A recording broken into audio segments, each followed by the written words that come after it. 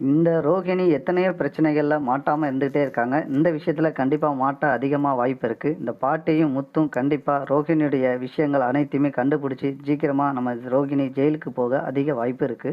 சிறகடிக்க ஆசை அடுத்தது எப்படி போகுதுன்னு பார்ப்போம். மறக்காம நமது சேனலை சப்ஸ்கிரைப் பண்ணிக்கோங்க. இங்க நீத்து கூப்பிட்ட நிகழ்ச்சிக்கு ரவி, நம்ம சுஜி, மீனா, முத்து, ரோகிணி, மனோஜி, அண்ணாமலை, விஜயா எல்லாரும் கிளம்பிக்கிட்டு இருக்காங்க. ஊர்லேருந்து வந்த பாட்டியும் சேர்ந்து போகணும் அப்படின்னு எல்லாரும் கிளம்பிக்கிட்டு இருக்காங்க. அந்த சைடில் ஆன்ட்டி நம்ம பார்வதி அம்மாவும் வந்துடுறாங்க. சுஜியோட அம்மாவும் நிகழ்ச்சிக்கு வந்து கலந்துக்கிடுறாங்க. இங்கேருந்து எல்லாரும் கிளம்பி போகிறாங்க. வந்தோடனே நீத்து வந்தவங்கள வாங்க அப்படின்னு அன்போடு கூப்பிட்றாங்க. உடனே பாட்டியம்மா நீங்கள் வந்தது எனக்கு ரொம்ப சந்தோஷமாக இருக்குது அப்படின்னு நீத்து சொல்கிறாங்க. உடனே பாட்டி சொல்கிறாங்க, பேத்தி நீ நல்லா இரு. அதே மாதிரி பார்த்தோன்னா நிகழ்ச்சிக்கு என் ஊரில் எப்படி நடக்குமோ அதே மாதிரி இங்கே நிகழ்ச்சி நடக்குது. என் குழந்தைகளோடு இங்கே வந்து நிகழ்ச்சி பண்ணுறதுக்கு ஒரு வாய்ப்பு கொடுத்ததுக்கு எனக்கு மகிழ்ச்சியாக இருக்குது அப்படின்னு நம்ம பாட்டியம்மா அன்போடு சொல்கிறாங்க.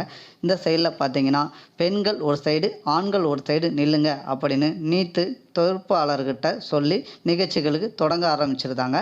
இந்த சைட்லேருந்து நண்பர்கள் சொல்கிறாங்க, நம்ம என் மனைவிமார்கள் தான் ஜெயிப்பாங்க அப்படின்னு ஒவ்வொருத்தங்களும் சொல்லிக்கிட்டு இருக்காங்க.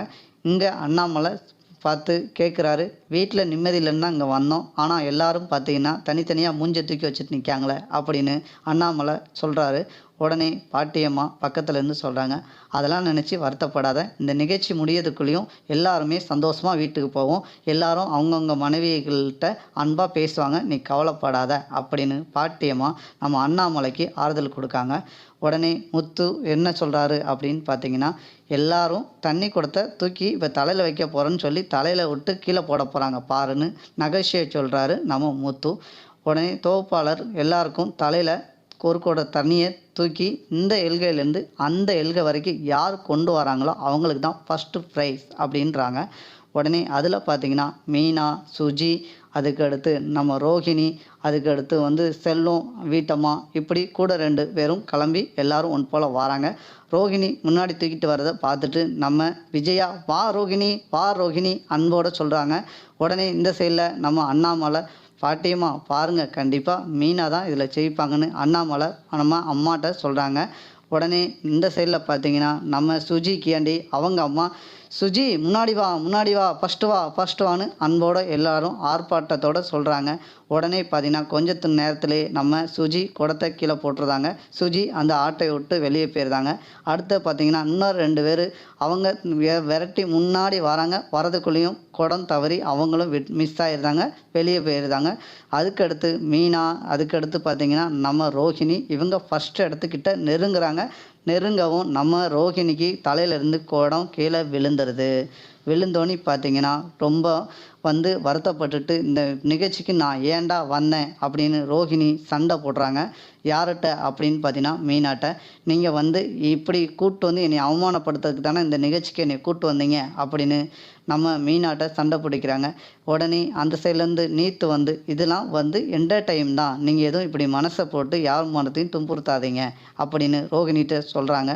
உடனே ரோஹிணி சவுண்டு விடுறாங்க, இதெல்லாம் கிடையாது, இவங்க வேணுக்குனே தான் வந்து என்னை தட்டிட்டாங்க அப்படின்னு சொல்கிறாங்க.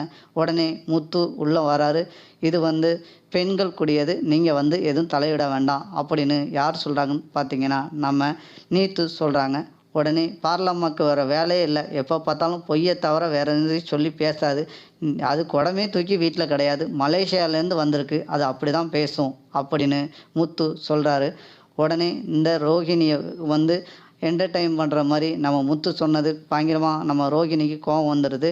உடனே கோவப்பட்டு ரோகிணி நிகழ்ச்சி அரை குறையில் நிப்பாட்டி கிளம்பிடுதாங்க நம்ம ரோகிணி. உடனே மனோஜியும் கூட போயிருந்தாங்க. நீத்து நில்லுங்க இருங்கன்னு சொல்கிறாங்க, கேட்காம கிளம்பி போயிருந்தாங்க ரோகிணி. அப்படி தான் நண்பர்களே அடுத்த எபிசோடும் போக போகுது. இந்த வீடியோ உங்களுக்கு பிடிச்சிருந்தால் லைக் பண்ணுங்கள், ஷேர் பண்ணுங்கள், மறக்காமல் சப்ஸ்கிரைப் பண்ணிக்கோங்க.